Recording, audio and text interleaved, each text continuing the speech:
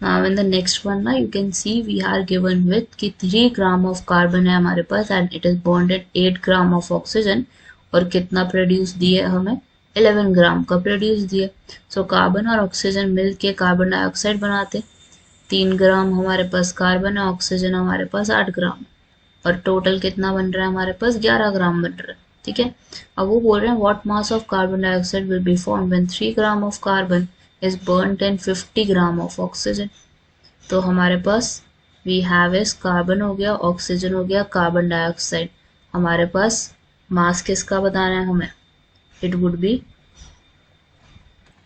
अब हमने first case में देखा कि सिर्फ और सिर्फ 3 ग्राम ऑफ कार्बन ही हमारी ऑक्सीजन के साथ 8 ग्राम ऑफ ऑक्सीजन के साथ रिएक्ट करके 11 ग्राम दे रही है, और यहाँ पे केस हमें क्या दिया हुआ है, 3 ग्राम कार्बन है और 50 ग्राम ऑक्सीजन ले लिया इन्होंने।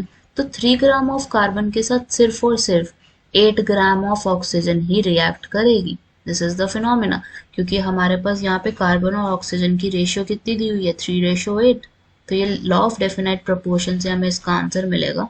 3 और 8 ग्राम है हमारे पास, ठीक है, तो 3 और 8 ग्राम के according it would form what mass, 11 gram only.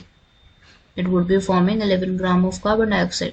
तो कितने ग्राम ऑफ ऑक्सीजन हमारा वेस्ट होगा, it would be 42 gram of oxygen will remain unreacted in this case. किस केस में अनरिएक्टेड रहेगा, सेकंड वाले केस में। पहले वाले केस में तो रिएक्ट होके 11 ग्राम दे दिया, सेकंड वाले केस में 50 ग्राम ऑफ ऑक्सीजन दे दिया इन्होंने, लेकिन उसमें से 50 ग्राम में से सिर्फ और सिर्फ 8 ग्राम यूजफुल था जो कि कार्बन के साथ रिएक्ट हुआ, और 11 ग्राम ऑफ कार्बन डाइऑक्साइड दे दिया उसने। कितना ग्राम of oxygen will remain unreacted in this case, 42 gram.